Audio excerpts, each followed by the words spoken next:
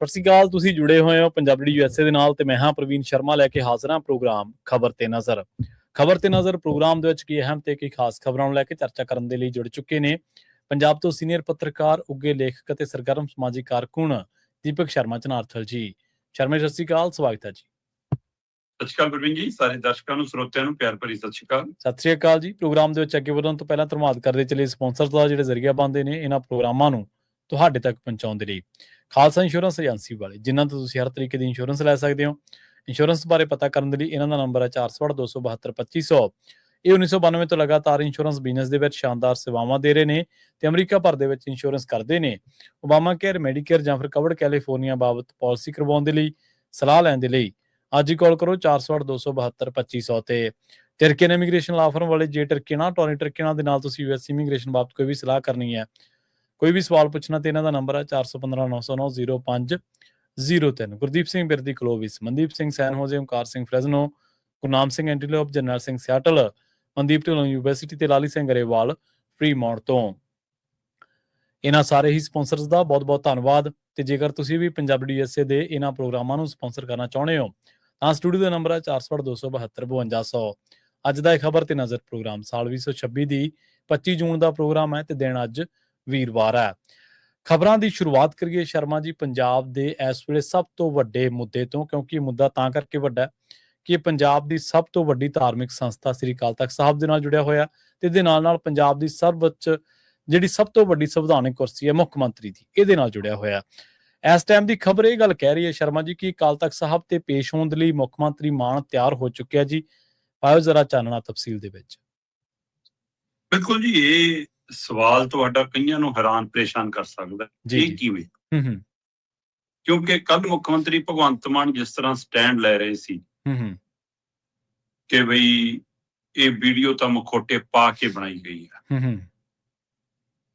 ਉਹ ਮੁੱਖ ਮੰਤਰੀ ਭਗਵੰਤ ਮਾਨ ਨੇ ਕੁਝ ਅਹਿਮ ਪਹਿਲੂਆਂ ਦੇ ਉੱਤੇ ਛੂੰਹਦਿਆਂ ਕਿਹਾ ਵੀ ਕਿ ਇਹ ਬੰਦਾ ਤਾਂ ਡਰੱਗੀ ਹੈ, ਇਹ ਬੰਦਾ ਤਾਂ ਏਦਾਂ ਹੈ ਜੀ, ਇਹ ਬਲੈਕਮੇਲਰ ਹੈ, ਇਹ ਤਾਂ ਨਰਿੰਦਰ ਤੋਮਰ ਦੇ ਮੁੰਡੇ, ਨਰਿੰਦਰ ਤੋਮਰ ਨੂੰ ਵੀ ਉਹਦੇ ਮੁੰਡੇ ਦੇ ਹਵਾਲੇ ਨਾਲ ਬਲੈਕਮੇਲ ਕਰਦਾ ਰਿਹਾ ਹੈ ਨਾ, ਇਸ ਲਈ ਇਹ ਬਲੈਕਮੇਲਰ ਹੈ, ਤਾਂ ਕਰਕੇ ਇਹ ਤਾਂ ਮੈਨੂੰ ਬਦਨਾਮ ਕਰਨ ਦੀ ਸਾਜ਼ਿਸ਼ ਹੈ, ਵਿਰੋਧੀ ਧਿਰਾਂ ਦੀ ਸਾਜ਼ਿਸ਼ ਹੈ ਤੇ ਇਸ ਲਈ ਕਹਿੰਦੇ ਕਿ ਸਾਰੀਆਂ ਧਿਰਾਂ ਇਕੱਠੀਆਂ ਹੋ ਕੇ ਮੇਰੇ ਮਗਰ ਪਈਆਂ ਨੇ।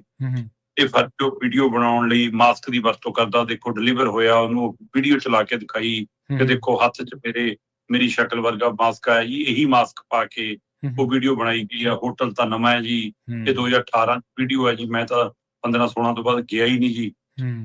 ਪਰ ਜਦੋਂ ਕਿ ਤਰੀਕ ਕੋਈ ਨਹੀਂ ਦੇ ਰਿਹਾ, ਸਾਰੇ ਕਹਿ ਰਹੇ ਨੇ ਕਿ ਵੀ ਇਹ 2014 ਤੋਂ ਬਾਅਦ ਦੀ ਸ਼ਾਇਦ ਵੀਡੀਓ ਹੈ। ਠੀਕ ਹੈ ਜੀ। ਤੇ ਜੇ 2014 ਦੀ ਹੈ ਤਾਂ 2014 ਚ MP ਬਣ ਗਏ ਸੀ, 15-16 ਚ ਆਪੇ ਕਹਿ ਰਹੇ ਨੇ ਮੈਂ ਗਿਆ, ਇਸ ਲਈ ਇਹ ਸਵਾਲ ਵੀ ਉੱਠਦਾ। ਹੁਣ ਸਵਾਲ ਅਜੇ ਤਾਂ ਇਹ ਵੀ ਹੈ ਕਿ ਬਾਹਰ ਦੀ ਹੈ ਕਿ ਉਰੇ ਦੀ ਹੈ, ਇਹ ਕਈ ਤਰ੍ਹਾਂ ਦੇ ਪਹਿਲੂ ਹੈਗੇ ਨੇ। ਪਰ ਮੁੱਖ ਮੰਤਰੀ ਭਗਵੰਤ ਮਾਨ ਨੇ ਕੱਲ ਮਤਲਬ ਕੁੱਲ ਮਿਲਾ ਕੇ ਇਹ ਕਹਿਣ ਦੀ ਕੋਸ਼ਿਸ਼ ਕੀਤੀ ਕਿ ਵੀਡੀਓ ਮੇਰੀ ਨਹੀਂ ਹੈ। ਠੀਕ ਹੈ ਜੀ। ਜਿਹੜੀ ਗੱਲ ਜਥੇਦਾਰ ਕੋਲ ਕਹਿ ਕੇ ਆਏ ਨੇ ਕਿ ਵੀਡੀਓ ਨਕਲੀ ਹੈ ਜੀ, AI ਨਾਲ ਬਣੀ ਹੈ ਜੀ, ਜਾਂਚ ਕਰਾ ਲਓ, ਉਹ ਗੱਲ ਪਹਿਲੀ ਸੀ। ਦੂਜੀ ਗੱਲ ਉਹ ਹੈ ਜਿਹਦੇ ਵਿੱਚ ਉਹ ਕਹਿੰਦੇ ਨੇ ਕਿ ਬਈ ਇਹ AI ਨਾਲ ਤਾਂ ਬਣੀ ਨਹੀਂ ਹੋ ਸਕਦੀ, ਅਸਲੀ ਹੋ ਸਕਦੀ ਹੈ, ਪਰ ਇਹਦੇ ਵਿੱਚ ਕਿਰਦਾਰ ਨਿਭਾਉਣ ਵਾਲਾ ਬੰਦਾ ਭਗਵੰਤ ਮਾਨ ਨਹੀਂ ਹੈ, ਠੀਕ ਹੈ ਨਾ, ਕੋਈ ਹੋਰ ਹੈ। ਦੂਜੀ ਗੱਲ ਇਹ ਸੀ। ਤੀਜੀ ਗੱਲ ਫਿਰ ਉਹ ਕਹਿੰਦੇ ਨੇ ਜਾਂਚ ਦੇ ਵਿੱਚ ਆ ਗਿਆ, 1191 ਐਂਗਲਾਂ ਤੋਂ ਜਾਂਚ ਹੋ ਗਈ, ਉਹਦੇ ਵਿੱਚ ਭਗਵੰਤ ਮਾਨ ਹੈ ਹੀ ਨਹੀਂ, ਕੋਈ ਹੋਰ ਬੰਦਾ, ਉਹਦਾ ਕੱਦ ਵੀ ਲੰਬਾ ਹੈ, ਉਹਦੀ ਸਰੀਰਕ ਬਣਤਰ ਵੀ, ਇਹ ਸਾਰਾ ਕੁਛ। ਠੀਕ ਹੈ ਜੀ। ਤੇ ਹੁਣ ਇਹ ਨਵੀਂ ਗੱਲ ਆ ਗਈ ਕਿ ਜੀ ਉਹ ਤਾਂ ਮਾਸਕ ਪਾ ਕੇ ਬਣਾਈ ਗਈ ਹੈ, ਮੇਰੇ ਵਰਗਾ ਵੀ ਨੀਗਾ ਬੰਦਾ। ਮਤਲਬ ਪਹਿਲਾਂ ਸੀ ਕਿ ਮੇਰੇ ਵਰਗਾ ਦਿਖਣ ਵਾਲੇ ਬੰਦੇ ਤੋਂ ਕਿਰਦਾਰ ਕਰਾਇਆ, ਹੁਣ ਤੁਸੀਂ ਕਹਿੰਦੇ ਹੋ ਕਿ ਮੇਰਾ ਮਾਸਕ ਪਾ ਕੇ ਕਿਸੇ ਨੇ, ਕਿਉਂਕਿ ਵਿੱਚ ਪਾਕਿਸਤਾਨ ਦੇ ਇੱਕ ਐਕਟਰ ਦਾ ਵੀ ਜ਼ਿਕਰ ਕਰਨ ਲੱਗੇ ਸੀਗੇ ਜੀ, ਉਹ ਤੋਂ ਕਰਵਾ ਲਿਆ ਜੀ, ਇਹ ਤੋਂ ਕਰਾ ਲਿਆ। ਹੁਣ ਇਸ ਨੂੰ ਲੈ ਕੇ ਫਿਰ ਕੱਲ ਵਿਕਰਮ ਮਜੀਠੀਆ ਨੇ ਫੇਰ ਮਜਬਾ ਲਾ ਲਿਆ ਪ੍ਰੈਸ ਕਾਨਫਰੰਸ 'ਚ। ਅੱਛਾ। ਉਹ ਕਹਿੰਦੇ ਵੀ ਦਿਓ ਜਵਾਬ ਭਗਵੰਤ ਮਾਨ ਜੀ ਕਿ ਤੁਸੀਂ ਕਿਹੜੀ ਗੱਲ ਤੇ ਸਟੈਂਡ ਕਰਦੇ ਹੋ। ਕਦੇ ਤੁਸੀਂ ਕਹਿੰਦੇ ਹੋ AI ਨਾਲ ਬਣੀ ਹੈ, ਨਕਲੀ ਵੀਡੀਓ ਹੈ, ਕਦੇ ਤੁਸੀਂ ਕਹਿੰਦੇ ਹੋ ਜੀ ਕਿ ਇਹਦੇ ਵਿੱਚ ਮੈਂ ਨਹੀਂ ਕੋਈ ਹੋਰ ਹੈ, ਕਦੇ ਤੁਸੀਂ ਕਹਿੰਦੇ ਹੋ ਮੇਰੇ ਨਾਲੋਂ 1 ਇੰਚ ਕੱਦ ਵੱਧ ਹੈ, ਕਦੇ ਕਹਿੰਦੇ ਹੋ 2 ਇੰਚ ਕੱਦ ਵੱਧ ਹੈ ਨਾ, ਕਦੇ ਤੁਸੀਂ ਕਹਿੰਦੇ ਹੋ ਹੁਣ ਮਾਸਕ ਪਾ ਕੇ ਹੋਈ ਹੈ। ਮਤਲਬ ਜਿਹੜਾ ਗਰਦਨ ਦਾ ਕੱਟ ਵਾਲਾ ਆਈਡੀਆ ਕੱਲ ਭਗਵੰਤ ਮਾਨ ਜੀ ਦਿਖਾ ਰਹੇ ਸੀ, ਮਜੀਠੀਆ ਕਹਿੰਦਾ ਇਹ ਗਰਦਨ ਦੀ ਕੱਟ ਵਾਲਾ ਆਈਡੀਆ ਉਹਦੇ ਵਿੱਚ ਕਿਉਂ ਨਹੀਂ ਆਇਆ ਤੁਹਾਡੀ ਰਿਪੋਰਟ 'ਚ। ਸਹੀ ਹੈ।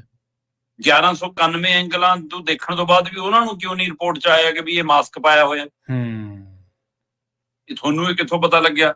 ਔਰ ਜਿਹੜੀ ਵੀਡੀਓ ਨੂੰ ਆਧਾਰ ਬਣਾਇਆ ਮੁੱਖ ਮੰਤਰੀ ਸਾਹਿਬ ਨੇ ਕਿ ਆਹ ਦੇਖੋ ਜੀ ਉਹਦੇ ਹੱਥ ਦੇ ਵਿੱਚ ਮਾਸਕ ਜਾ, ਇਹਦੀ ਕੋਈ ਫੋਰੈਂਸਿਕ ਜਾਂਚ ਹੋਈ ਹੈ ਇਸ ਵੀਡੀਓ ਦੀ ਕਿ ਅਸਲੀ ਹੈ ਕਿ ਨਕਲੀ ਹੈ? ਜੀ ਜੀ ਸਹੀ ਹੈ।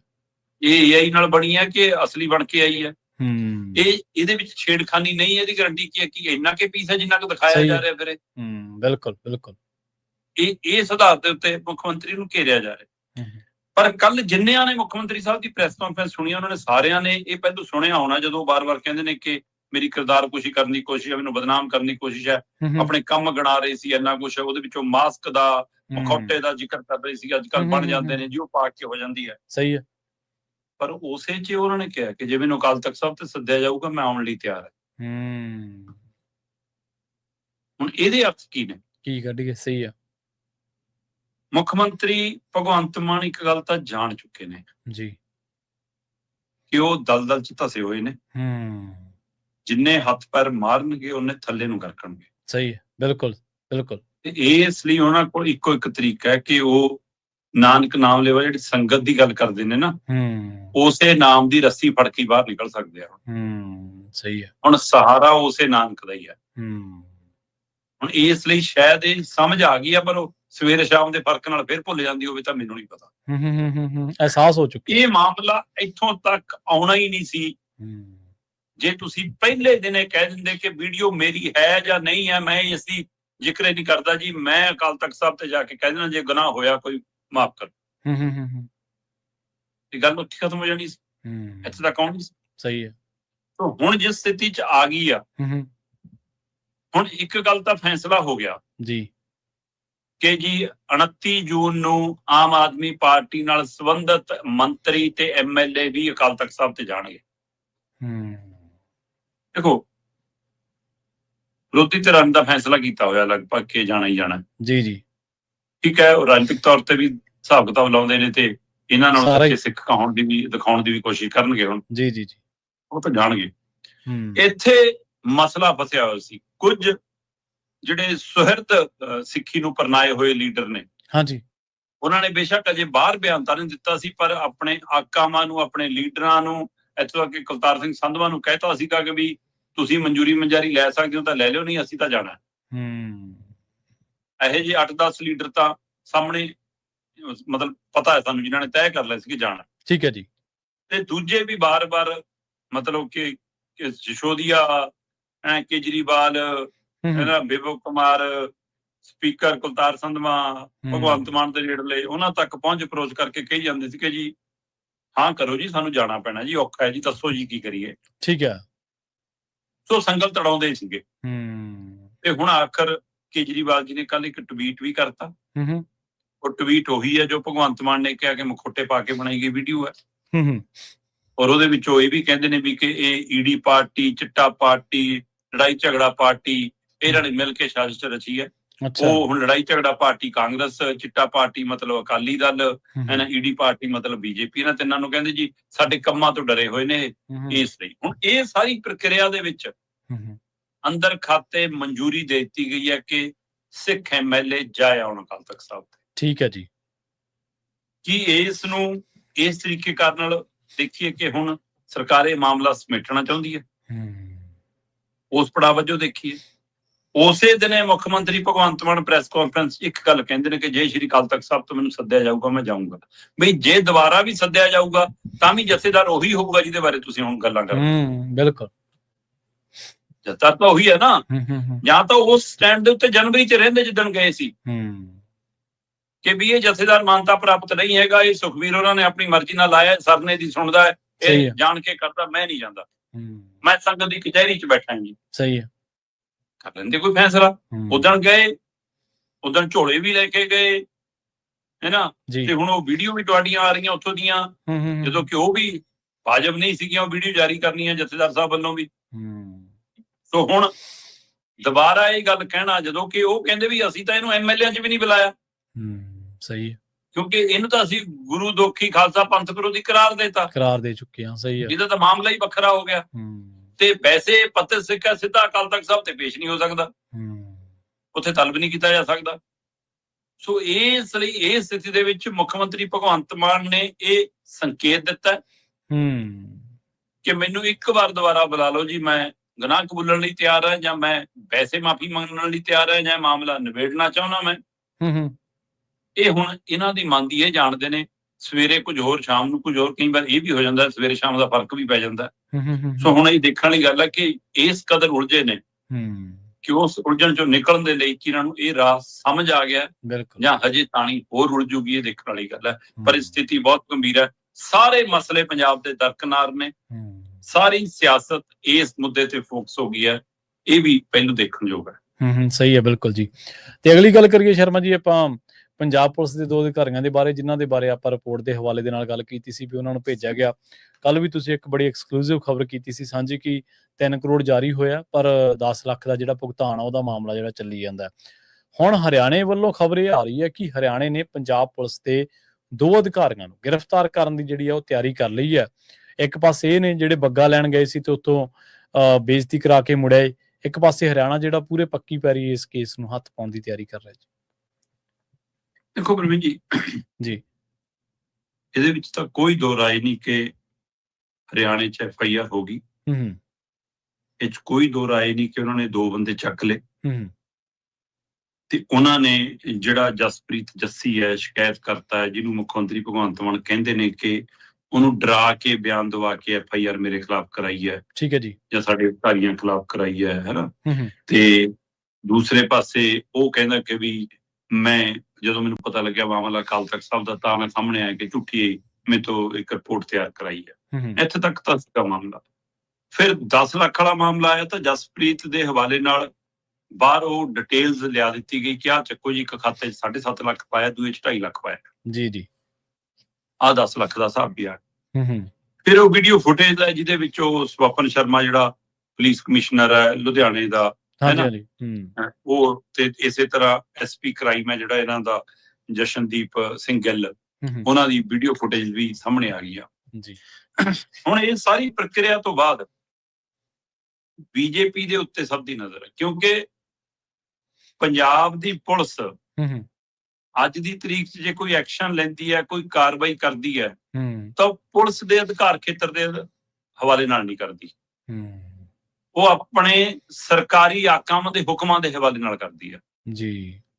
ਜੇ ਬੱਗੇ ਨੂੰ ਵੀ ਚੱਕਣ ਗਏ ਹੈ ਨਾ, ਜੇ ਮਤਲਬ ਕਿ ਉਹ ਕਿਹੜਾ ਕਵੀ ਹੈ ਜਿਹੜਾ, ਉਹਦੇ ਉੱਤੇ ਵੀ ਕਾਰਵਾਈ ਪਾਈ ਸੀ ਇਹਨਾਂ ਨੇ, ਹੈ ਨਾ, ਆਮ ਆਦਮੀ ਪਾਰਟੀ ਦਾ ਉਹ ਨਾਮੀ ਚਰਚਿਤ ਜਿਹੜਾ, ਹਾਂਜੀ, ਉਹਦਾ ਨਾਮ ਮੈਨੂੰ ਵੀ ਨਹੀਂ ਯਾਦ ਆ ਰਿਹਾ, ਤੇ ਇਸ ਤਰੀਕੇ ਉਹ ਮਤਲਬ ਕੁਮਾਰ ਵਿਸ਼ਵਾਸ, ਹੈ ਨਾ, ਉਹਦੇ ਉੱਤੇ ਵੀ ਕਾਰਵਾਈ, ਮਤਲਬ ਉਹ ਕਿਹਦੇ ਸਿਆਸੀ ਆਕਾਮਾਂ ਦੇ ਹੁਕਮਾਂ ਨਾਲ ਹੈ।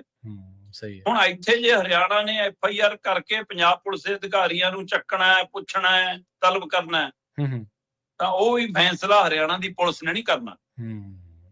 ਉਹ ਫੈਸਲਾ BJP ਦੀ ਹਾਈ ਕਮਾਂਡ ਨੇ ਜਾਂ ਉੱਪਰ ਵਾਲੀ ਲੀਡਰਸ਼ਿਪ ਨਹੀਂ ਕਰਨਾ ਕਿ ਕੀ ਕਰਨਾ ਅੱਗੇ, ਇਸ ਮਾਮਲੇ ਤੇ ਵਧਣਾ ਕਿੱਥੇ ਹੈ, ਕਿਉਂਕਿ ਮਾਮਲਾ ਆ ਕੇ ਭਗਵੰਤ ਮਾਨ ਤੇ ਮੁੱਕਣਾ। ਸਹੀ ਹੈ, ਇਹ ਪੁਲਿਸ ਅਧਿਕਾਰੀਆਂ ਦੇ ਰੁਕਣ ਵਾਲੀ ਕਹਾਣੀ ਨਹੀਂ। ਸਹੀ ਹੈ, ਬਿਲਕੁਲ ਜੀ। ਸੋ ਜੇ ਮੁੱਖ ਮੰਤਰੀ ਦੇ ਭਗਵੰਤ ਮਾਨ ਤੱਕ ਜਾਣਾ ਹੈ ਤਾਂ ਅਮਿਤ ਸ਼ਾਹ ਤੈਅ ਕਰੂਗਾ ਕਿ ਜਾਣਾ ਕਿ ਨਹੀਂ ਜਾਣਾ। ਸਹੀ ਹੈ, ਉਹਨੇ ਦੱਸਣਾ। ਸੋ ਇਹ ਦੇਖਣ ਨੂੰ ਹੁਣ ਲੈਬ ਵਾਲਾ ਮਾਮਲਾ, ਅਸਲ ਦੇ ਵਿੱਚ ਤਾਂ ਰਾਜਨੀਤਿਕ, ਮੈਂ ਪਹਿਲੇ ਦਿਨ ਤੋਂ ਕਹਿਣਾ ਕਿ ਇਹਨੂੰ ਧਾਰਮਿਕ ਪਾਸੇ ਤੋਂ ਦੇਖੋਗੇ, ਜੇ ਅੰਮ੍ਰਿਤਸਰ ਖੜ ਕੇ ਦੇਖੋਗੇ ਤੁਹਾਨੂੰ ਧਾਰਮਿਕ ਦਿਖੂਗਾ, ਹੈ ਨਾ। ਹੁਣ ਗੜਗਾਉਂ ਖੜ ਕੇ ਦੇਖੋਗੇ ਤਾਂ ਤੁਹਾਨੂੰ ਕਾਨੂੰਨੀ ਦਿਖੂਗਾ, ਚੰਡੀਗੜ੍ਹ 'ਚ ਬੈਠ ਕੇ ਦੇਖੋਗੇ ਸਿਆਸੀ ਦਿਖੂਗਾ। ਅਸਲ 'ਚ ਤਿੰਨੇ ਪਾਸਿਓਂ ਸਿਆਸੀ ਹੈ। ਸਹੀ ਹੈ ਜੀ, ਬਿਲਕੁਲ। ਸੋ ਕਿਉਂਕਿ ਸਾਰਿਆਂ ਨੂੰ 227 ਦੀ ਕੁਰਸੀ ਦਿਖਦੀ ਹੈ, ਕਿਸੇ ਨੂੰ ਬਚਾਉਣ ਲਈ, ਕਿਸੇ ਨੂੰ ਹਾਸਲ ਕਰਨ ਲਈ। ਸੋ ਹਰਿਆਣਾ ਪੁਲਿਸ ਨੇ ਕੁਝ ਡਾਟਾ ਇਕੱਠਾ ਕੀਤਾ, ਉਹਦੇ ਵਿੱਚ ਉਹਨਾਂ ਨੇ ਉਹ ਹੋਟਲ, ਜਿਹੜਾ ਹੋਟਲ ਕਰਾਊਨ ਪਲਾਜ਼ਾ ਕੀ ਹੈ ਗੜਗਾਉਂ ਦਾ ਜੀ, ਉਹ ਚਰਚਿਤ ਹੋ ਗਿਆ, ਉਹਦੀ ਤਾਂ ਸੇਲ ਵੱਧ ਗਈ ਹੋਣੀ ਹੋਰ ਉਸ ਦਿਨ ਦੀ, ਉਹਦਾ ਪ੍ਰਚਾਰ ਮੁਫਤ 'ਚ ਹੋ ਰਿਹਾ। ਹੁਣ ਉਸ ਹੋਟਲ ਦੇ ਵਿੱਚ ਜਿਹੜੀਆਂ ਫੁਟੇਜ ਨੇ ਕਮਰੇ ਲੈਣ ਦੀਆਂ, ਉਹਦੇ ਬਿੱਲ, ਉਹਦੀਆਂ ਡਿਟੇਲ ਜੋ ਸੋਸ਼ਲ ਮੀਡੀਆ ਤੇ ਤੁਰਿਆ ਫਿਰਦਾ ਹੈ, ਉਹ ਸਾਰਾ ਕੁਝ ਪੁਲਿਸ ਨੇ ਆਪਣਾ ਕੇਸ ਰਿਕਾਰਡ ਬਣਾ ਲਿਆ। ਠੀਕ ਹੈ ਜੀ। ਪਤਾ ਤਾਂ ਇਹ ਵੀ ਲੱਗਾ ਹੈ ਕਿ ਹਰਿਆਣਾ ਪੁਲਿਸ ਨੇ ਜਿਹੜੇ ਟੋਲ ਪੈਂਦੇ ਨੇ ਚੰਡੀਗੜ੍ਹ ਤੋਂ ਲੈ ਕੇ ਗੜਗਾਉਂ ਤੱਕ, ਉੱਥੋਂ ਵੀ ਰਿਕਾਰਡ ਕਢਾ ਲਿਆ ਕਿ ਪੰਜਾਬ ਵਾਲੀਆਂ ਪੁਲਿਸ ਦੀਆਂ ਕਿਹੜੀਆਂ ਗੱਡੀਆਂ ਕਿੰਨੇ ਵਜੇ ਕਦੋਂ ਲੰਘੀਆਂ ਤੇ ਕਦੋਂ ਵਾਪਸ ਆਈਆਂ, ਉਹ ਸਾਰਾ। ਸਹੀ ਹੈ। ਤੇ ਫਿਰ 3 ਬੰਦੇ ਜਿਹੜੇ ਉਹਨਾਂ ਨੇ ਮਤਲਬ ਕਿ ਇੱਕ ਉਹਨਾਂ ਦਾ ਸ਼ਿਕਾਇਤ ਕਰਤਾ ਤੇ 2 ਚੱਕੇ ਹੋਏ, 3 ਬੰਦੇ ਉਹਨਾਂ ਦੀ ਗਵਾਹ ਬਣ ਕੇ ਨਿਪੜਨੇ ਨੇ। ਠੀਕ ਹੈ ਜੀ, ਹੈ ਨਾ। ਇਹਦੇ ਆਧਾਰ ਤੇ ਫਿਰ ਸਾਡਾ ਮੀਡੀਆ, ਇੰਗਲਿਸ਼ ਮੀਡੀਆ ਦੇ ਕੁਝ ਰਿਪੋਰਟਰਾਂ ਨੇ ਉਹਨਾਂ ਦੇ 2 ਬੰਦੇ ਜਿਹੜੇ ਚੱਕੇ ਨੇ, ਜੀਂਦ ਵਾਲਾ, ਸਿਰਸੇ ਵਾਲਾ, ਉਹਨਾਂ ਦੇ ਪਿੰਡਾਂ ਤੱਕ ਵੀ ਪਹੁੰਚ ਕੀਤੀ। ਉਹ ਕਹਿੰਦੇ ਜੀ ਸਾਨੂੰ ਤਾਂ ਆਹ ਤੁਹਾਡੀਆਂ ਖਬਰਾਂ ਤੋਂ ਪਤਾ ਲੱਗਿਆ ਕਿ ਅੱਛਾ ਇਹ ਰਿਪੋਰਟਾਂ ਵੀ ਬਣਾ ਦਿੰਦੇ ਨੇ। ਪਿੰਡ 'ਚ ਨਹੀਂ ਕਿਸੇ ਨੂੰ ਪਤਾ ਕਿ ਇਹੀ ਜੀ ਲੈਬ ਦੇ ਮਾਹਰ ਨੇ ਜਾਂ ਇਹੀ ਜੀ ਤਕਨੀਕ ਦੇ ਮਾਹਰ ਨੇ ਜਾਂ ਇਸ ਤਰੀਕੇ ਕਰਦਾ ਕੰਮ ਆਉਂਦਾ ਇਹਨਾਂ ਨੂੰ। ਸਹੀ ਹੈ ਨਾ।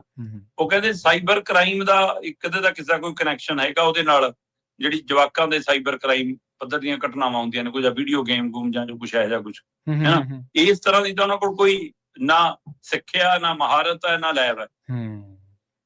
ਸੋ ਇਸ ਲਈ ਉਹ ਸਾਰਾ ਵੀ ਪਹਿਲੂ ਆ ਗਿਆ। ਹੁਣ ਉਹਦੇ ਆਧਾਰ ਦੇ ਉੱਤੇ, ਉਹਨਾਂ ਬੰਦਿਆਂ ਦੇ ਬਿਆਨਾਂ ਦੇ ਆਧਾਰ ਦੇ ਉੱਤੇ, ਪੁਲਿਸ ਦੀ ਕਾਰਵਾਈ ਦੇ ਆਧਾਰ ਤੇ, ਨਕਲੀ ਲੈਬ, ਨਕਲੀ ਰਿਪੋਰਟ ਦੇ ਆਧਾਰ ਦੇ ਉੱਤੇ ਹਰਿਆਣਾ ਪੁਲਿਸ ਚਾਹੁੰਦੀ ਹੈ ਕਿ ਅਸੀਂ ਜੀ ਪੰਜਾਬ ਦੇ ASP ਕ੍ਰਾਈਮ ਜਿਹੜਾ ਜਸ਼ਨਦੀਪ ਸਿੰਘ ਗਿੱਲ ਹੈ ਤੇ ਪੁਲਿਸ ਕਮਿਸ਼ਨਰ ਲੁਧਿਆਣਾ ਜਿਹੜਾ ਸਵਪਨ ਸ਼ਰਮਾ ਹੈ, ਇਹਨਾਂ ਨੂੰ, ਕਿਉਂਕਿ ਦਮ ਭਰਿਆ ਜਾ ਰਿਹਾ ਕਿ ਜਿਹੜੀ ਸੋਸ਼ਲ ਮੀਡੀਆ ਦੇ ਉੱਤੇ ਚੈਟ ਹੈ ਉਹ ਵੀ ਇੱਕ ਰਿਪੋਰਟ 'ਚ ਸੋਧ ਕਰ ਦੋ, ਉਹ ਵੀ ਉਹਨਾਂ ਨੇ ਕੇਸ ਦਾ ਹਿੱਸਾ ਬਣਾ ਲਈ ਹੈ, ਠੀਕ ਹੈ, ਸਬੂਤ ਦਾ ਹਿੱਸਾ ਬਣਾ। ਸੋ ਉਹਦੇ ਆਧਾਰ ਦੇ ਉੱਤੇ ਹੁਣ ਪੰਜਾਬ ਪੁਲਿਸ ਤੋਂ ਇੱਕ ਰਸਮੀ ਮਨਜ਼ੂਰੀ ਲੈਣੀ ਹੋਊਗੀ, ਕਿਉਂਕਿ ਸਟੇਟ ਟੂ ਸਟੇਟ ਮਸਲਾ ਹੈ, ਅਫਸਰ ਟੂ ਅਫਸਰ ਮਸਲਾ ਹੈ। ਸੋ ਉਹਦੇ ਲਈ DGP ਸਾਹਿਬ ਤੋਂ ਮਨਜ਼ੂਰੀ ਲੈਣੀ ਪਈ ਹੋਊਗੀ, ਤੇ DGP ਨੇ ਜੇ ਮਨਜ਼ੂਰੀ ਦੇਣੀ ਹੈ ਤਾਂ ਉਹਨੇ ਭਗਵੰਤ ਮਾਨ ਨੂੰ ਪੁੱਛ ਕੇ ਨਹੀਂ ਦੇਣੀ, ਅਮਿਤ ਸ਼ਾਹ ਨੂੰ ਪੁੱਛ ਕੇ ਦੇਣੀ ਹੈ। ਸਹੀ ਹੈ, ਇਹ ਵੀ। ਸੋ ਇਸ ਲਈ ਸਾਰਾ ਖੇਲ ਤਾਂ ਹੁਣ ਅਮਿਤ ਸ਼ਾਹ ਦੇ ਹੱਥ ਹੈ ਕਿ ਉਹ ਇਸ ਕੇਸ ਨੂੰ ਕਿੱਥੇ ਤੱਕ ਲਿਜਾਣਾ ਚਾਹੁੰਦੇ ਨੇ, ਕਿੱਥੇ ਤੱਕ ਰੋਕਣਾ ਚਾਹੁੰਦੇ ਨੇ। ਸਹੀ ਹੈ। ਕੀ ਉਹ ਆਪ ਖੇਡਣਾ ਚਾਹੁੰਦੇ ਨੇ ਕਿ ਭਗਵੰਤ ਮਾਨ ਨੂੰ ਖੇਡਣ ਦੇਣਾ ਚਾਹੁੰਦੇ ਨੇ, ਅਜੇ ਇਹ ਉਹਦੇ ਹੱਥ ਹੈ। ਪਰ ਪਤਾ ਲੱਗ ਰਿਹਾ ਜੀ ਕਿ ਇੰਨੀ ਕੁ ਤਿਆਰੀ ਜ਼ਰੂਰ ਕੀਤੀ ਹੈ ਉਹਨਾਂ ਨੇ ਕਿ ਆਪਾਂ ਇੱਕ ਵਾਰ ਇਹਨੂੰ ਤਲਬ ਕਰੀਏ, ਤੇ ਤਲਬ ਦੇ ਦੌਰਾਨ ਪੁੱਛਗਿੱਛ ਤੋਂ ਬਾਅਦ ਜੇ ਲੱਗੇ ਜੀ ਗ੍ਰਿਫਤਾਰ ਕਰਨਾ ਨਹੀਂ ਕਰਨਾ। ਸੋ ਇਹ ਹੁਣ SP ਕ੍ਰਾਈਮ ਜਸ਼ਨਦੀਪ ਗਿੱਲ ਦੀਆਂ ਤੇ ਸਵਪਨ ਸ਼ਰਮਾ ਦੀਆਂ ਮੁਸ਼ਕਲਾਂ ਦਾ ਵੱਧ ਗਈਆਂ। ਸਹੀ ਹੈ। ਉਧਰ ਹਰਿਆਣੇ ਵਾਲੇ ਪਾਸਿਓਂ, ਇਧਰੋਂ ਜਥੇਦਾਰ ਸਾਹਿਬ ਵਾਲੇ ਪਾਸਿਓਂ, ਤੇ ਉਧਰੋਂ ਪਲ ਪਲ ਬਦਲਦੇ ਬਿਆਨ, ਦਾਅਵੇ, ਵਾਅਦੇ, ਹੈ ਨਾ, ਉਹ ਸਾਰਾ ਕੁਛ। ਸੋ ਇਸ ਨੇ ਮੁਸ਼ਕਲ ਵਧਾਈ ਹੋਈ ਹੈ ਸਰਕਾਰ ਦੀ। ਇੱਥੋਂ ਅੰਦਾਜ਼ਾ ਲਾ ਲਓ ਕਿ ਕੱਲ ਸੰਗਰੂਰ ਆਪਣਾ ਇਲਾਕਾ, ਮੁੱਖ ਮੰਤਰੀ ਭਗਵੰਤ ਮਾਨ ਦਾ ਗ੍ਰਹਿ ਇਲਾਕਾ, ਜਿਹੜਾ ਕੀ ਕਹਿੰਦੇ ਨੇ ਰਾਜਧਾਨੀ ਆਮ ਆਦਮੀ ਪਾਰਟੀ ਦੀ ਕਹਿੰਦੇ ਜੀ, ਹੈ ਨਾ, ਕੀ ਹੈ ਨਾ, ਉਹ ਉੱਥੇ ਦਾ ਦੌਰਾ ਰੱਦ ਕਰਨਾ ਪਿਆ। ਇਹਦਾ ਮਤਲਬ ਸਰਕਾਰ ਦੀ ਮੁਸ਼ਕਲ ਕਿੰਨੀ ਹੋ। ਸਹੀ ਹੈ। ਉਧਰ ਜਾਣਾ ਨਹੀਂ ਨਾ ਚਾਹੁੰਦੇ ਹੋਣੇ ਜੀ ਉਸ ਪਾਸੇ, ਵੀ ਕਿਤੇ ਹਰਿਆਣਾ ਨੇੜੇ ਪੈਂਦਾ ਤੇ ਕਿਤੇ ਉਧਰੋਂ ਚੱਕ ਹੀ ਨਾ ਲੈਣ। ਅਗਲੀ ਗੱਲ ਕਰੀਏ ਸ਼ਰਮਾ ਜੀ, ਆਪਾਂ ਮਾਨ ਸਾਹਿਬ ਦੀ, ਕਹਿੰਦੇ ਮਾਣ ਭੱਤਾ ਦੇਣ ਦੀ ਬਜਾਏ ਜਿਹੜਾ ਮਾਨ ਸਾਹਿਬ ਮਾਣ ਭੱਤਾ ਦੇ ਰਹੇ ਨੇ ਸਰਪੰਚਾਂ ਨੂੰ, ਇਹ ਮਾਣ ਭੱਤਾ ਨਹੀਂ, ਇਹ ਪਿੰਡਾਂ ਨੂੰ ਲੁੱਟਣ ਦੀ ਤਿਆਰੀ ਕੀਤੀ ਜਾ ਰਹੀ ਹੈ ਜੀ। ਦੇਖੋ, ਮੁੱਖ ਮੰਤਰੀ ਭਗਵੰਤ ਮਾਨ ਕਹਿੰਦੇ ਵੀ ਅਸੀਂ ਸਰਪੰਚਾਂ ਦਾ ਮਾਣ ਭੱਤਾ 5 ਗੁਣਾ ਵਧਾਤਾ। ਠੀਕ ਹੈ ਜੀ। ਮਿਲਣੀ ਸੀ ਸਰਪੰਚਾਂ ਨਾਲ ਬਠਿੰਡਾ ਇਲਾਕੇ ਦੇ ਵਿੱਚ 2 ਦਿਨ ਪਹਿਲਾਂ, ਉੱਥੇ ਇਹਨਾਂ ਨੇ ਐਲਾਨ ਕੀਤਾ ਕਿ ਹੁਣ ਪੰਜਾਬ ਦੇ ਸਾਰੇ ਸਰਪੰਚਾਂ ਨੂੰ ਅਸੀਂ ਹਰ ਮਹੀਨੇ 10,000 ਰੁਪਇਆ ਦਿਆ ਕਰਾਂਗੇ। ਠੀਕ ਹੈ ਜੀ। ਸੁਣਨ ਨੂੰ ਚੰਗਾ ਲੱਗਦਾ ਹੈ ਕਿ ਸਰਪੰਚ ਤੇਲ ਫੂਕਦਾ ਫਿਰੀ ਜਾਂਦਾ ਹੈ ਲੋਕਾਂ ਪਿੱਛੇ, ਹੈ ਨਾ, ਕਦੇ ਉਹਨੂੰ ਥਾਣੇ ਜਾਣਾ ਪੈਂਦਾ, ਕਦੇ ਕਚਹਿਰੀ ਜਾਣਾ ਪੈਂਦਾ, ਹੈ ਨਾ, ਕਦੇ ਕਿਸੇ ਦੀ ਗਵਾਹੀ ਦੇਣ ਜਾਣਾ ਪੈਂਦਾ, ਕਦੇ ਕਿਸੇ ਦੀ ਲੜਾਈ ਝਗੜੇ ਵਾਲੀ ਥਾਂ ਤੇ ਕਰਨੀ ਤੋਂ ਬਾਹਰ ਵੀ ਜਾਣਾ ਪੈਂਦਾ। ਸੋ ਬਹੁਤ ਤੋਂ ਲਓ ਵੀ ਇਹ ਠੀਕ ਹੋ ਗਿਆ, ਵੀ ਉਹਨੂੰ ਘਰੇ ਤਾਂ ਚਾਹ ਪਾਣੀ ਹੋਣੀ ਮੁੱਕਦੀ, ਜੇ ਆਇਆ ਗਿਆ ਇੰਨਾ ਰਹਿੰਦਾ ਜੇ ਉਹ, ਕਿ 10,000 ਵਾਲਾ ਦੇਖਣ ਸੁਣਨ ਨੂੰ ਚੰਗਾ ਲੱਗਦਾ। ਦੇਖੋ 50% ਆਪਣੇ ਸਰਪੰਚ ਚੌਧਰ ਲਈ ਬਣਦੇ ਨੇ, ਮਤਲਬ ਧੌਂਸ, ਰਿਸ਼ਤੇਦਾਰੀ ਚ ਦਬਦਬਾ, ਪਿੰਡ ਚ ਦਬਦਬਾ, ਤੇ ਉਹ ਪੱਲਿਓਂ ਲਾ ਕੇ ਬਣਦੇ ਨੇ। ਮਤਲਬ ਜ਼ਿਆਦਾਤਰ ਦੀ ਇਹ ਮਨਸ਼ਾ ਨਹੀਂ ਹੁੰਦੀ ਕਿ ਅਸੀਂ ਇਹ ਚੋਂ ਕੁਝ ਕਮਾ ਲੈਣਾ, ਨਾ 5 ਸਾਲਾਂ ਚ ਪੱਲਿਓਂ ਲਾਇਆ ਹੀ ਉਡਾਇਆ ਹੀ ਹੁੰਦਾ। ਵੋਟਾਂ ਤੋਂ ਪਹਿਲਾਂ ਵੀ 3-4 ਸਾਲ ਲੱਗੇ ਹੁੰਦੇ ਨੇ, ਤੇ 5 ਸਾਲ ਜਦੋਂ ਰਾਜ ਕਰਨਾ 10 ਵੀ ਲੱਗੇ ਰਹਿਣ, ਜੇ ਅਗਲੀ ਵਾਰ ਲੜਨਾ ਫੇਰ ਲੱਗਣਾ। ਉਹ ਚੌਧਰੀ ਵਾਲਾ ਕੀੜਾ ਟੱਕ ਕੇ ਕਈ ਤਾਂ ਪੀੜੀ ਦਰ ਪੀੜੀ ਇਹ ਕੰਮ ਚੱਲਦਾ। ਸੋ ਕਈਆਂ ਨੇ ਤਾਂ ਉਹ ਜਿਵੇਂ ਆਪਾਂ ਦਸਵੰਧ ਕੱਢਦੇ ਆ ਨਾ, ਉਹਨਾਂ ਨੇ ਉਹ ਤਰੀਕਾ ਰੱਖਿਆ ਹੁੰਦਾ ਕਿ ਬਈ ਜੇ 10 ਕਿੱਲੇ ਆ ਤਾਂ 1 ਕਿੱਲਾ ਹੁਣ ਪਿੰਡ ਵਾਲੇ ਦੇ ਨਾਂ ਹੀ ਲਾ ਕੇ ਰੱਖੋ, ਇਹਦਾ ਹਿੱਸਾ ਪਤਾ ਹੀ ਬਣਨਾ। ਸਹੀ ਹੈ। ਆਹ ਕੰਮ ਚੱਲਦਾ। ਇਸ ਲਈ ਇਹ ਕਮਾਈ ਵਾਲਾ ਮਸਲਾ ਨਹੀਂ ਹੈ। ਇਹ 10,000 ਨਾਲ ਉਹਨਾਂ ਦਾ ਘਰ ਨਹੀਂ ਚੱਲਣ ਲੱਗਿਆ। ਹਾਂ, ਪਰ ਕਈ ਪਿੰਡਾਂ ਦੇ ਵਿੱਚ ਜਦੋਂ ਸਥਿਤੀ ਸਧਾਰਨ ਪਿੰਡ ਨੇ ਤਾਂ ਜ਼ਮੀਨਾਂ ਘੱਟ ਨੇ, ਉੱਥੇ ਮਾਤਰ ਕਿਸਾਨ ਨੇ, ਉਹਨਾਂ ਲਈ ਬਹੁਤ ਵੱਡੀ ਰਾਸ਼ੀ ਵੀ ਹੋ ਸਕਦੀ ਹੈ। ਜੀ ਜੀ, ਸਾਰੇ ਕਿਸਾਨ ਨਹੀਂ ਹੈ। ਪਰ ਸਵਾਲ ਇਹ ਹੈ ਕਿ ਕੀ ਇਹ ਸੱਚਮੁੱਚ ਮਾਣ ਭੱਤਾ ਹੈ ਕਿ ਸਾਡੀਆਂ ਜੁੱਤੀਆਂ ਸਾਡੇ ਸਿਰ ਨੇ? ਜੀ ਪ੍ਰਵੀਨ ਜੀ, ਲਗਾਤਾਰ ਆਪਾਂ ਇਸ ਪਹਿਲੂ ਤੇ ਗੱਲ ਕਰਦੇ ਆਏ ਹਾਂ ਕਿ ਇੱਕੋ ਇੱਕ ਪਿੰਡ ਅਜਿਹੇ ਬਣਾਏ ਕਿ ਜਿੱਥੋਂ ਸਰਕਾਰਾਂ ਪੈਸਾ ਲੈਂਦੀਆਂ ਨੇ ਦੇਣ ਦੀ ਬਜਾਏ। ਮਤਲਬ ਪਿੰਡਾਂ ਦੀ ਆਮਦਨ ਚੋਂ 30% ਸਰਕਾਰ ਲੈ ਕੇ ਜਾਂਦੀ ਹੈ। ਤਾਂ ਕਹਿੰਦੇ ਜੀ ਪੰਚਾਇਤ ਵਿਭਾਗ ਦੇ ਆ ਸੰਮਤੀ ਵਾਲੇ ਮੁਲਾਜ਼ਮ ਜਿਹੜੇ ਰੱਖੇ ਹੁੰਦੇ ਨੇ ਹੈਨਾ, ਉਹਨਾਂ ਦੀਆਂ ਤਨਖਾਹਾਂ ਚੱਲਦੀਆਂ। ਸਹੀ ਹੈ। ਕਮਾਲ ਹੈ ਵੀ। ਸਥਾਨਕ ਸਰਕਾਰਾਂ ਦਾ ਵਿਭਾਗ ਹੈ, ਨਗਰ ਨਿਗਮਾਂ ਤੋਂ, ਨਗਰ ਕੌਂਸਲਾਂ ਤੋਂ ਪੈਸੇ ਇਕੱਠੇ ਕਰਦੇ ਹੋ। ਕਮਾਲ ਹੈ ਵੀ। ਸਰਕਾਰੀ ਸਕੂਲ ਨੇ ਤੁਹਾਡੇ ਪਿੰਡ 'ਚ ਹੈ, ਤੁਹਾਡੇ ਕਸਬੇ 'ਚ ਹੈ, ਤੁਹਾਡੇ ਮਹੱਲੇ 'ਚ, ਤੁਹਾਡੇ ਵਾਰਡ 'ਚ ਹੈ। ਮਾਸਟਰਾਂ ਨੂੰ ਤਨਖਾਹ ਦੇਣ ਲਈ ਮਾਪਿਆਂ ਨੂੰ ਬੁਲਾਉਣੇ ਕਿ ਲਓ ਵੀ ਇਸ ਮਹੀਨੇ 1.5 ਲੱਖ ਖਰਚਾ ਪਾਓ, ਵੀ ਢਾਲ ਕਰ ਲਓ, ਲਿਆਓ ਵੀ ਹਸਪਤਾਲ ਦਾ ਇੱਕ ਕਮਰਾ ਹੋਰ ਛੱਤਣਾ, ਮਰੀਜ਼ਾਂ ਦੀ ਅੱਜ ਪਰਚੀ 5 ਵਾਲੀ 10 ਵਾਲੀ ਨਹੀਂ, ਅੱਜ 50 ਵਾਲੀ ਲੱਗੂਗੀ, ਪੈਸਾ ਇਕੱਠਾ ਕਰਨਾ ਕਮਰਾ ਲਈ। ਏਦਾਂ ਹੁੰਦਾ। ਸਹੀ ਹੈ। ਜਦੋਂ ਕਿਸੇ ਡਿਪਾਰਟਮੈਂਟ 'ਚ ਏਦਾਂ ਨਹੀਂ, ਤਾਂ ਇਹ ਕਿਉਂਕਿ ਵੀ ਪੰਚਾਇਤ ਵਿਭਾਗ ਨੂੰ ਚਲਾਉਣ ਦੇ ਲਈ ਪਿੰਡਾਂ ਦੇ ਸਿਰ ਗਲ ਪਾ ਦੋ। ਜੀ ਸਹੀ ਹੈ। ਪਿੰਡਾਂ ਦੀ ਆਮਦਨ ਚੋਂ 20% ਲਿਆ ਜਾਂਦਾ ਸੀ, ਗਲਤ ਸੀ। ਤੁਸੀਂ ਪਿੰਡਾਂ ਦੀਆਂ ਜਾਇਦਾਦਾਂ ਦੇ ਵਿੱਚੋਂ ਵੀ ਹਿੱਸਾ, ਆਮਦਨ ਚੋਂ ਵੀ ਹਿੱਸਾ ਮੰਗਣ ਦੀ ਕੋਸ਼ਿਸ਼ ਕੀਤੀ, ਉਹਦਾ ਵੀ ਰੌਲਾ ਪਿਆ। ਪਰ ਇਹ 20% ਨੂੰ 30% ਕਿਹਨੇ ਕੀਤਾ? ਭਗਵੰਤ ਮਾਨ ਦੀ ਸਰਕਾਰ ਨੇ ਕੀਤਾ। ਸਹੀ ਹੈ। ਤੇ ਜੇ ਹੁਣ ਤੁਸੀਂ 10,000 ਮਾਣ ਭੱਤਾ ਦੇਣ ਦੀ ਗੱਲ ਕਰ ਰਹੇ ਹੋ, ਕੱਲ ਨੂੰ ਇਹ 40% ਵੀ ਕਰ ਸਕਦੇ ਆ। ਹੋ ਸਕਦਾ ਅਜੇ ਚੋਣਾਂ ਨੇ, ਅਜੇ ਖੇਡ ਚੱਲੇ, ਪਰ ਬਾਅਦ ਚੋਂ ਇਹਨੂੰ ਵਧਾਉਣਗੇ, ਇਹ ਗਰੰਟੀ ਹੈ। ਸਹੀ ਹੈ। ਦੂਸਰੇ ਪਾਸੇ ਹੁਣ ਆ ਜਾਓ ਹਿਸਾਬ ਕਿਤਾਬ ਦੇ ਹਵਾਲੇ ਨਾਲ। ਪੰਜਾਬ ਦੇ ਵਿੱਚ 13,000 ਪਿੰਡ ਹੈ, 13,000 ਤੋਂ ਵੱਧ ਪਿੰਡ ਹੈ। ਆਪਾਂ ਮੋਟਾ ਅੰਦਾਜ਼ਾ 13,000 ਲਾ ਕੇ ਚੱਲਦੇ ਆ। ਸਹੀ ਹੈ। 13,000 ਗੁਣਾ 10,000 ਕਰ ਲਓ, 13 ਕਰੋੜ ਰੁਪਈਆ ਹਰ ਮਹੀਨੇ ਦਾ ਖਰਚਾ ਹੈ। ਕਿੱਥੋਂ ਲਿਆਉਣਾ ਜੀ? ਕਰਜ਼ਾ ਲੈਣਾ। ਸਹੀ ਹੈ, ਬਿਲਕੁਲ ਜੀ। ਇੱਕ ਮੈਂ ਦੇਖ ਰਿਹਾ ਸੀਗਾ ਕੋਈ ਰਿਪੋਰਟ ਮੀਡੀਆ ਦੀ, ਉਹ ਕਹਿੰਦਾ ਜੀ 127 ਕਰੋੜ ਦਾ ਵਾਧੂ ਬੋਝ ਪੈ ਜਾਣਾ ਸਾਲਾਨਾ ਪੰਜਾਬ ਤੇ। ਠੀਕ ਹੈ, ਇਸ ਕਦਮ ਦੇ ਨਾਲ। ਹਾਂ, ਮੈਂ ਕਿਹਾ ਵੀ ਇਹ ਰਿਪੋਰਟ ਸਹੀ ਨਹੀਂ ਹੈਗੀ।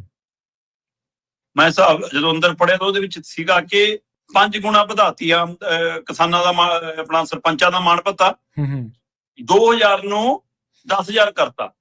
ਤਾਂ ਇਹਦਾ ਮਤਲਬ 8,000 ਰੁਪਏ ਦਾ ਹੋਰ ਅਰੇਂਜਮੈਂਟ ਕਰਨਾ ਪੈਣਾ ਸਰਕਾਰ ਨੂੰ। ਉਹਦੇ ਹਿਸਾਬ ਨਾਲ 127 ਕਰੋੜ ਬਣਾ ਰਿਹਾ। ਪ੍ਰਵੀਨ ਜੀ 156 ਕਰੋੜ ਸਾਲਾਨਾ ਬਜਟ ਦੀ ਲੋੜ ਹੈ। ਸਹੀ ਹੈ, ਬਿਲਕੁਲ। 127 ਨਹੀਂ, 127 ਦੀ ਤਾਂ ਲੋੜ ਸੀ ਜੇ 2,000 ਰੁਪਏ ਵਾਲਾ ਬਜਟ ਰੱਖਿਆ ਹੁੰਦਾ। ਜਦੋਂ 2,000 ਨਹੀਂ ਕਦੇ ਦਿੱਤਾ, ਤਾਂ ਫਿਰ 10,000 ਦਾ ਪੂਰੇ ਦਾ ਪ੍ਰਬੰਧ ਕਰਨਾ ਪੈਣਾ ਜੀ। ਤੇ ਫਿਰ ਉਹਦੇ ਲਈ 156 ਕਰੋੜ ਕਿੱਥੋਂ ਲਿਆਉਣਾ ਜੀ? ਚਲੋ ਆਪਾਂ ਕਹਿ ਰਹੇ ਹਾਂ ਕਿ ਇਹਨਾਂ ਨੇ ਪਿੰਡਾਂ ਦੀਆਂ ਪੰਚਾਇਤਾਂ ਤੋਂ, ਪਿੰਡਾਂ ਦੀ ਆਮਦਨ ਚੋਂ ਹੀ ਪੈਸੇ ਕੱਢਣੇ ਉਹਨਾਂ ਨੂੰ ਦੇਣ ਲਈ। 13,000 ਕੁਝ ਪਿੰਡਾਂ ਚੋਂ 5,000 ਦੇ ਕਰੀਬ ਪਿੰਡ ਅਜਿਹੇ ਨੇ ਜਿਨ੍ਹਾਂ ਕੋਲ ਇੱਕ ਦੀਵਾਨੀ, ਇੱਕ ਚਵਾਨੀ ਵੀ ਆਮਦਨ ਨਹੀਂ ਹੈਗੀ। ਸਹੀ ਹੈ, ਸਹੀ ਹੈ। ਇੱਕ ਗੱਜ ਵੀ ਸਾਮਲੜ ਜ਼ਮੀਨ ਨਹੀਂ ਹੈਗੀ, ਕੋਈ ਆਮਦਨ ਦਾ ਸਰੋਤ ਨਹੀਂ ਹੈਗਾ, ਕੋਈ ਦੁਕਾਨਾਂ ਨਹੀਂ ਹੈਗੀਆਂ, ਕੁਝ ਨਹੀਂ ਹੈਗੀ। ਤੇ ਜਿਹੜੇ ਉਹ 5,000 ਪਿੰਡ ਨੇ ਜੀ, ਫਿਰ ਉਹਦਾ ਹੀ ਬਜਟ ਦੱਸ ਦੋਗੇ, ਉਹਦਾ ਬਜਟ ਰੱਖ ਲਿਓ ਜੇ ਬਾਕੀਆਂ ਦੀ ਪਿੰਡਾਂ ਨੂੰ ਕੱਢਣ ਦੀ ਸਕੀਮ ਹੋਵੇ ਤੁਹਾਡੀ। ਸਹੀ ਹੈ।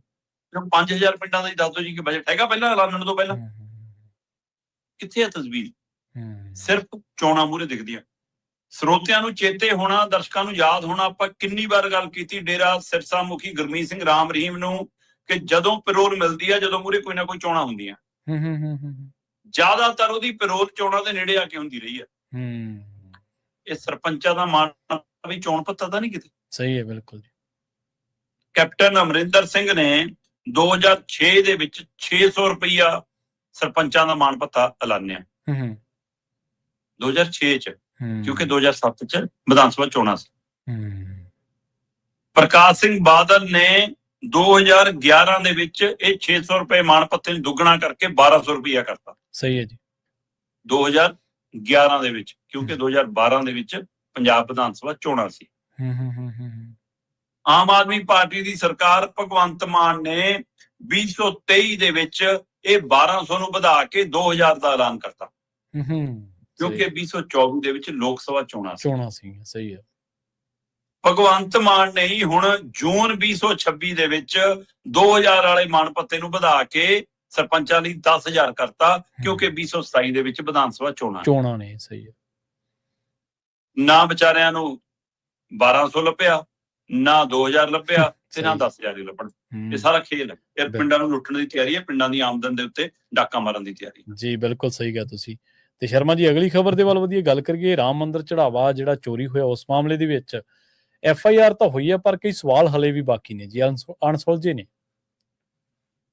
ਆਪਾਂ ਲਗਾਤਾਰ ਗੱਲ ਕਰਦੇ ਆਏ ਆ ਰਾਮ ਮੰਦਰ ਟਰਸਟ ਦੇ ਹਵਾਲੇ ਨਾਲ ਹੂੰ ਕਿ ਬਈ ਜਿਸ ਸਥਾਨ ਨੂੰ ਤੁਸੀਂ ਸਭ ਤੋਂ ਦੇਸ਼ ਦੀ ਬਹੁ ਗਿਣਤੀ ਦੀਆਂ ਭਾਵਨਾਵਾਂ ਨਾਲ ਖੇਡ ਕੇ ਨਿਰਮਾਣ ਦਾ ਖੇਡ ਕਰਾਇਆ ਹੋਵੇ, ਉਸੇ ਦੀਆਂ ਗੋਲਕਾਂ ਤੇ ਡਾਕਾ ਵੱਜ ਰਿਹਾ ਹੋਵੇ, ਫਿਰ ਅੰਦਾਜ਼ਾ ਲਾ ਲਓ ਕਿ ਤੁਸੀਂ ਨਾ ਅੱਲਾ ਦੇ ਹੋ ਤੇ ਨਾ ਰਾਮ ਦੇ ਹੋ। ਅੱਲਾ ਦੇ ਤੁਸੀਂ ਪਹਿਲਾਂ ਹੀ ਦੂਰ ਹੋ ਗਏ ਸੀਗੇ, ਉਹਦਾ ਘਰ ਢਾਣ ਦੀ ਜਿਹੜੀ ਪ੍ਰਕਿਰਿਆ ਜਦੋਂ ਅਪਣਾਈ ਹੈ ਨਾ, ਤੇ ਹੁਣ ਤੁਸੀਂ ਰਾਮ ਤੋਂ ਵੀ ਦੂਰ ਹੋਏ ਤਾਂ ਰਾਮ ਦੀ ਵੀ ਵਰਤੋਂ ਕਰਦੇ ਹੋ। ਇਹ ਗੱਲਾਂ ਕਿੰਨੀ ਵਾਰ ਚਲੋ ਆਖਰ ਰੌਲਾ ਪੈ ਗਿਆ, ਮੁੱਦਾ ਬਣ ਗਿਆ, ਕੁਝ ਟਰਸਟੀ ਮੈਂਬਰਾਂ ਨੇ ਸਵਾਲ ਖੜੇ ਕਰਤੇ ਹੈ ਨਾ, ਕੁਝ ਬਾਹਰੋਂ ਮੀਡੀਆ ਦੇ ਵਿੱਚ ਆਵਾਜ਼ਾਂ ਉੱਠਣ ਲੱਗੀਆਂ, ਕੁਝ ਵਿਰੋਧੀ ਧਿਰਾਂ ਦੇ ਲੀਡਰਾਂ ਨੇ ਸਵਾਲ ਖੜੇ ਕੀਤੇ, ਕੁਝ ਬੀਜੇਪੀ ਦੇ ਆਗੂਆਂ ਨੇ ਖੁਦ ਪ੍ਰਧਾਨ ਮੰਤਰੀ ਪੀਐਮਓ ਹਾਊਸ ਨੂੰ ਚਿੱਠੀਆਂ ਲਿਖਤੀਆਂ, ਇਨਕੁਆਇਰੀ ਦੀ ਗੱਲ ਹੋ ਗਈ, ਸਿੱਟ ਬਣ ਗਈ। ਸਿੱਟ ਦੀ ਜਾਂਚ ਦੇ ਵਿੱਚ ਆ ਗਿਆ ਜੀ ਕਿ ਇਹ 5 ਕਰੋੜ 7 ਕਰੋੜ 7.5 ਕਰੋੜ ਦਾ ਮਾਮਲਾ ਨਹੀਂ ਤਾਂ 200 ਕਰੋੜ ਤੱਕ ਦਾ ਮਾਮਲਾ ਹੋ ਸਕਦਾ। ਆਪਾਂ ਉਦੋਂ ਗੱਲ ਕੀਤੀ ਕਿ ਚਾਂਦੀ ਦੀਆਂ ਇੱਟਾਂ ਤੱਕ 200 ਗਾਇਬ ਨੇ, ਹਾਂਜੀ ਹਾਂਜੀ, ਹੈ ਨਾ। ਤੇ ਫਿਰ ਪਹਿਲੂ ਆਇਆ ਵੀ ਕਿ ਇੱਕ ਟਰਸਟੀ ਹੈ ਚੰਪਤ ਰਾਏ, ਸਾਰੀ ਚਲਾਕੀ ਕਹਿੰਦੇ ਉਹਦੀ ਚੱਲਦੀ ਹੈ, ਉਹਦੇ ਵੱਲੋਂ ਸਾਰੀ ਖੇਡ ਖੜਾਈ ਜਾ ਰਹੀ ਹੈ। ਸਿੱਟ ਦੀ ਮੁੱਢਲੀ ਰਿਪੋਰਟ ਦੇ ਆਧਾਰ ਦੇ ਉੱਤੇ ਇੱਕ ਟਰਸਟੀ ਮੈਂਬਰ ਨੇ FIR ਕਰਾਤੀ। ਠੀਕ ਹੈ ਜੀ। ਦੇਖੋ ਪਹਿਲੀ ਗੱਲ ਤਾਂ ਇਹ ਹੈ ਕਿ ਇੱਕ ਟਰਸਟੀ ਮੈਂਬਰ ਦੀ ਸ਼ਿਕਾਇਤ ਤੇ ਨਾ ਤਾਂ ਸਿੱਟ ਬਣਨ ਲੱਗੀ ਸੀ, ਨਾ ਉਹਦੀ ਸ਼ਿਕਾਇਤ ਤੇ FIR ਹੋਣ ਲੱਗੀ ਹੈ। ਕੀ ਦੋ ਧੜੇ ਨੇ, ਦੋ ਧੜਿਆਂ ਚੋਂ ਇੱਕ ਧੜੇ ਦੀ ਸਰਕਾਰ ਤੱਕ ਪਹੁੰਚ ਅਪਰੋਚ ਹੋ ਗਈ ਹੈ। ਸਹੀ ਹੈ, ਇਸ ਲਈ ਉਹਦੀ ਸੁਣੀ ਜਾ ਰਹੀ ਹੈ। ਪਰ ਉਹਦੇ ਬਾਵਜੂਦ ਵੀ ਕੱਲ ਜਦੋਂ FIR ਦਾ ਹਵਾਲਾ ਸਾਹਮਣੇ ਆਉਣ ਦੀ ਕਵਾਇਦ ਤੁਰੀ ਸੀ, ਤਦ ਪਤਾ ਲੱਗ ਰਿਹਾ ਸੀ ਕਿ ਚੰਪਤ ਰਾਏ ਦਾ ਨਾਮ ਵੀ ਉਹ 'ਚ ਹੋਊਗਾ ਤੇ ਇੱਕ ਦੋ ਟਰਸਟੀਆਂ ਦੇ ਨਾਮ ਵੀ ਹੋ ਸਕਦੇ ਜੀ। ਪਰ ਜਦੋਂ FIR ਦੀ ਕਾਪੀ ਸਾਹਮਣੇ 8 ਨਾਮ ਸੀ, ਚੰਪਤ ਰਾਏ ਦਾ ਨਾਮ ਨਹੀਂ ਸੀ। ਫਿਰ ਇਹ ਵੀ ਆਇਆ ਕਿ ਚੰਪਤ ਰਾਏ ਨੇ ਅਸਤੀਫਾ ਦਿੱਤਾ ਜੀ ਟਰਸਟੀ ਤੋਂ, ਪਰ ਸ਼ਾਮ ਢਲਦਿਆਂ ਉਹ ਵੀ ਸਪਸ਼ਟ ਹੋ ਗਿਆ ਕਿ ਕੋਈ ਅਸਤੀਫਾ ਨਹੀਂ ਜੀ, ਕੋਈ ਲੋੜ ਹੀ ਨਹੀਂ ਜੀ ਉਹਨਾਂ ਦੀ। ਤਾਂ ਇਹਦਾ ਮਤਲਬ ਆਪਾਂ ਪਹਿਲੇ ਦਿਨ ਤੋਂ ਗੱਲ ਕਰਦੇ ਨਾ ਕਿ ਚੰਪਤ ਰਾਏ ਨੂੰ ਕਿਉਂ ਤੇ ਕੌਣ ਬਚਾ ਰਿਹਾ। ਸਹੀ ਹੈ। ਆ ਜਦੋਂ ਇੱਥੇ ਮਤਲਬ ਥਾਣੇ ਦੇ ਵਿੱਚ ਉਹਦੀ ਉਹ ਇੰਟਰਵਿਊ ਹੋਈ ਅੰਦਰੋਂ, ਹੈ ਨਾ, ਕਿ ਲਾਰੈਂਸ ਬਿਸ਼ਨੋਈ ਦੀ ਕੀ ਆ, ਜਦੋਂ ਹੈ ਨਾ ਅੰਦਰ ਕੈਮਰੇ ਨੈਟ ਸਾਰਾ ਕੁਝ ਉਹ ਕਹਿੰਦੇ ਜੀ ਆ ਮੁਨਸ਼ੀ ਨੇ ਕਰਾਤਾ ਹੋ ਜੀ, ਆ ਹੌਲਦਾਰ ਨੇ ਕਰਾਤੀ ਹੋ ਜੀ, ਇਹਨਾਂ ਦੀ ਮਾਨਯੋਗ ਅਦਾਲਤ ਕਹਿੰਦੀ ਕਿ ਇਹਨਾਂ ਨੇ ਕਰਾਤੀ। ਸਹੀ ਹੈ। ਫਿਰ DSP ਤੱਕ ਨੂੰ ਵੀ ਗਏ, ਪਰ ਸਵਾਲ ਤਾਂ ਇਹ ਵੀ ਹੈ ਕਿ DSP ਤੱਕੇ ਸੀ ਉਹ ਮਾਮਲਾ ਕਿ ਉਹਦੇ ਤੋਂ ਉੱਪਰ ਸੀ। ਸਹੀ ਹੈ। ਉਸੇ ਤਰ੍ਹਾਂ ਹੁਣ ਆ ਚੰਪਤ ਰਾਏ ਦਾ ਨੇੜਲਾ ਜੀ ਕਿੱਟੀ ਨੂੰ ਇਹਦੇ ਘਰੋਂ ਜੀ ਚਾਂਦੀ ਸੋਨਾ ਮਿਲਿਆ ਜੀ, ਕਰ ਦੋ ਜੀ ਇਹਦੇ ਤੇ FIR। ਆ ਜੀ ਚਾਬੀਆਂ ਇਹਦੇ ਕੋਲੇ ਹੁੰਦੀਆਂ ਸੀ ਜੀ ਗੋਲਕ ਦੀਆਂ, ਕਰ ਦੋ ਇਹਦੇ ਤੇ ਜੀ। ਅੱਛਾ ਆ ਜੀ ਚੰਪਤ ਰਾਏ ਦਾ ਡਰਾਈਵਰ ਰਿਹਾ ਜੀ, ਇਹਦੇ ਵੱਲੋਂ ਕਰ ਦੋ ਜੀ FIR। ਮਤਲਬ ਉਹ ਆਪ ਹੀ ਕਰੀ ਜਾਂਦੇ ਸੀ ਸਾਰਾ ਕੁਛ, ਕਿਹਦੇ ਇਸ਼ਾਰੇ ਤੇ? ਤੇ ਜੇ ਅੱਜ ਬਚਾਏ ਜਾ ਰਹੇ ਨੇ ਤਾਂ ਕਿਹਦੇ ਇਸ਼ਾਰੇ ਤੇ ਜੀ? ਸਵਾਲ ਤਾਂ ਇਹ ਹੈ। ਠੀਕ ਹੈ, FIR ਹੋ ਗਈ ਹੈ, ਇਨਕੁਆਇਰੀ ਵਗੈਰਾ ਚੱਲੀ ਜਾਊਗੀ, 3 ਬੰਦੇ ਗ੍ਰਿਫਤਾਰ ਕਰ ਲਏ ਉਹਨਾਂ 8 ਚੋਂ, 5 ਅਜੇ ਹਿਰਾਸਤ 'ਚ ਰੱਖੇ ਨੇ, ਹੈ ਨਾ, ਤੇ ਉਸ ਤੋਂ ਬਾਅਦ ਹੋ ਸਕਦਾ ਉਹਨਾਂ ਦੀ ਵੀ ਗ੍ਰਿਫਤਾਰੀ ਪੈ ਜਾਵੇ। ਪਰ ਸਵਾਲ ਤਾਂ ਇਹ ਹੈ ਕਿ ਇਹ ਕਰੋੜਾਂ ਰੁਪਏ ਦੇ ਖੇਲ ਦੇ ਬਾਵਜੂਦ ਪੂਰੇ ਟਰਸਟ ਨੂੰ ਅਜੇ ਬਦਲਣ ਦੀ, ਉਸ ਨੂੰ ਦਰੁਸਤ ਕਰਨ ਦੀ, ਸੰਗਤ ਸ਼ਰਧਾਲੂਆਂ ਤੋਂ ਮਾਫੀ ਮੰਗਣ ਦੀ ਕਵਾਇਦ ਕੋਈ ਨਹੀਂ ਤੁਰੀ। ਇਹ ਖੇਲ ਖਤਮ ਨਹੀਂ ਹੋਇਆ। ਇਹ ਖੇਲ ਨੂੰ ਉਲਝਾ ਕੇ ਜਾਂ ਕਾਨੂੰਨੀ ਸਰੂਪ ਦੇ ਕੇ ਦੱਸਣ ਦੀ ਕੋਸ਼ਿਸ਼ ਕਿ ਲਓ ਜੀ ਅਸੀਂ ਕਾਰਵਾਈ ਕਰਤੀ। ਇਹ ਗੋਗਲੋਂ ਤੋਂ ਮਿੱਟੀ ਝਾੜਨ ਦੇ ਕਵਾਇਦ ਤੋਂ ਵੱਧ ਕੇ ਕੁਝ ਵੀ ਨਹੀਂ ਹੈਗਾ। ਬਿਲਕੁਲ। ਜਾਂਦਿਆਂ ਦੀ ਗੱਲ ਕਰੀਏ, ਕੌਮਾਂਤਰੀ ਪੱਧਰ ਦੇ ਉੱਤੇ ਜਿਹੜੀ ਖਬਰ ਆ, ਬੜੀ ਦੁੱਖ ਦੀ ਗੱਲ ਹੈ ਕਿ ਵੈਨੇਜ਼ੁਏਲਾ ਦੇ ਵਿੱਚ ਭੂਚਾਲ ਨੇ ਭਾਰੀ ਤਬਾਹੀ ਮਚਾਈ ਹੈ ਤੇ ਬਹੁਤ ਵੱਡੀ ਗਿਣਤੀ ਦੇ ਵਿੱਚ, ਸੈਂਕੜਿਆਂ ਦੀ ਗਿਣਤੀ ਦੇ ਵਿੱਚ ਸ਼ਰਮਾ ਜੀ ਮੌਤਾਂ ਹੋਈਆਂ ਨੇ ਜੀ। ਪ੍ਰਵੀਨ ਜੀ 40-50 ਸਕਿੰਟ ਦੇ ਅੰਦਰ 2 ਵਾਰ ਭੂਚਾਲ ਆਇਆ। ਹਾਂਜੀ ਹਾਂਜੀ। ਮਤਲਬ ਭਾਰਤੀ ਸਮੇਂ ਅਨੁਸਾਰ ਕੱਲ ਦੀ 3:30 ਵਜੇ, ਮਤਲਬ ਜੀ ਜੀ, ਹੈ ਨਾ, 3:44 3:45 ਤੇ ਏਦਾਂ ਦਾ ਟਾਈਮ ਸੀਗਾ ਸਾਡਾ। ਹਾਂਜੀ। ਔਰ ਉਹ ਇੰਨੀ ਤੇਜ਼ੀ ਵਾਲਾ ਸੀਗਾ ਕਿ 7 ਪੁਆਇੰਟ ਤੋਂ ਉੱਪਰ ਦੀ ਗਤੀ, ਮਤਲਬ ਮੈਂ ਦੇਖ ਰਿਹਾ ਸੀਗਾ ਕਿ ਜੇ ਇਹ 5 ਪੁਆਇੰਟ ਤੋਂ ਉੱਪਰ ਜਾਂਦਾ ਫਿਰ ਭੂਚਾਲ ਖਤਰਨਾਕ ਹੋਣਾ ਸ਼ੁਰੂ ਹੋ ਜਾਂਦਾ ਹੈ। ਤੇ ਇੱਕ ਪੁਆਇੰਟ ਜੇ ਵੱਧਦੀ ਆ ਉਹਦੀ ਗਤੀ, ਤਾਂ ਉਹ 32 ਗੁਣਾ ਉਹਦੇ ਵਿੱਚ ਮਤਲਬ ਕਿ ਤਾਕਤ ਵੱਧਦੀ ਹੈ। ਉਹਦੇ ਹਵਾਲੇ ਨਾਲ 7 ਪੁਆਇੰਟ ਦੀ 7.5 7.2 ਇੱਕ ਆਇਆ ਤੇ ਇੱਕ 7.5 ਆਇਆ। ਉਹ ਇੰਨਾ ਜ਼ਬਰਦਸਤ ਸੀਗਾ ਕਿ ਬਿਲਡਿੰਗਾਂ ਤਾਸ਼ ਦੇ ਪੱਤਿਆਂ ਵਾਂਗ ਢਹਿ ਢੇਰੀ ਹੋ ਗਈਆਂ।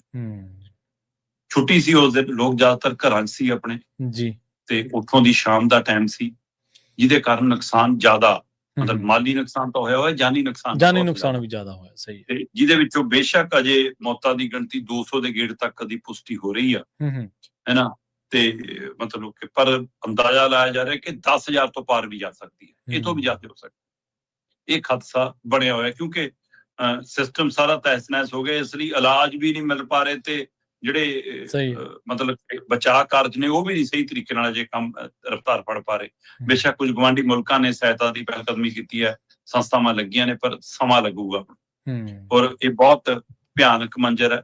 ਮੈਂ ਦੇਖ ਰਿਹਾ ਕਿ ਉੱਥੇ ਦੀ ਸੇਵਾਵਾਂ ਲਗਭਗ ਸਾਰੀਆਂ ਠੱਪ ਨੇ, ਜਿਹਦੇ ਵਿੱਚੋਂ ਏਅਰਪੋਰਟ ਜਿਹੀਆਂ ਸੇਵਾਵਾਂ ਬੰਦ ਹੋ ਗਈਆਂ, ਬਿਜਲੀ ਸਪਲਾਈ ਬੰਦ ਹੋ ਗਈ, ਹੈ ਨਾ, ਇੰਟਰਨੈਟ ਉਹ ਬੰਦ ਪਿਆ, ਪਾਣੀ ਗੈਸ ਦੀ ਸਪਲਾਈ ਬੰਦ ਹੋ ਗਈ, ਠੀਕ ਹੈ ਨਾ। ਲੋਕਾਂ ਨੂੰ ਰਾਤਾਂ ਸੜਕਾਂ ਦੇ ਉੱਤੇ ਖੁੱਲੇ 'ਚ ਕੱਟਣੀਆਂ ਪੈ ਰਹੀਆਂ, ਕੋਈ ਉਹਨਾਂ ਦਾ ਸਮਾਨ ਨਹੀਂ ਬਚਿਆ ਜਿਹੜਾ ਉਹ ਘਰਾਂ ਚੋਂ ਕੱਢ ਕੇ ਲਿਆ ਸਕਣ। ਸੋ ਇਸ ਲਈ ਬਹੁਤ ਮੰਦੀ ਹਾਲਤ ਹੈ, ਔਰ ਰੱਬ ਨਾ ਕਰੇ ਮਤਲਬ ਕਿਸੇ ਨੂੰ ਇਹ ਦਿਨ ਦੇਖਣੇ ਪੈਣ। ਬਹੁਤ ਭਿਆਨਕ ਮੰਜ਼ਰ ਹੈ ਜੀ। ਬਿਲਕੁਲ। ਤੇ ਸ਼ਰਮਾ ਜੀ, ਇਹਨਾਂ ਖਾਸ ਖਬਰਾਂ ਤੇ ਖਾਸ ਜਾਣਕਾਰੀਆਂ ਦੇ ਲਈ ਤੁਹਾਡਾ ਬਹੁਤ ਧੰਨਵਾਦ ਜੀ। ਸਤਿ ਸ਼੍ਰੀ ਅਕਾਲ ਜੀ। ਪ੍ਰੋਗਰਾਮ ਖਬਰ ਤੇ ਨਜ਼ਰ ਨੂੰ ਆਪਾਂ ਇੱਥੇ ਸਮਾਪਤ ਕਰਾਂਗੇ, ਸਮਾਂ ਇਜਾਜ਼ਤ ਨਹੀਂ ਦਿੰਦਾ। ਤੁਹਾਡਾ ਸਾਰਿਆਂ ਦਾ ਬਹੁਤ ਧੰਨਵਾਦ। ਪੰਜਾਬੀ ਰੇਡੀਓ USA ਦੇ ਉੱਤੇ ਪ੍ਰੋਗਰਾਮਾਂ ਦਾ ਸਿਲਸਿਲਾ ਲਗਾਤਾਰ ਜਾਰੀ ਹੈ। ਜੁੜੇ ਰਹੋ ਪੰਜਾਬੀ ਰੇਡੀਓ USA ਦੇ ਨਾਲ। ਤੁਹਾਡਾ ਸਾਰਿਆਂ ਦਾ ਧੰਨਵਾਦ। ਸਤਿ ਸ਼੍ਰੀ ਅਕਾਲ।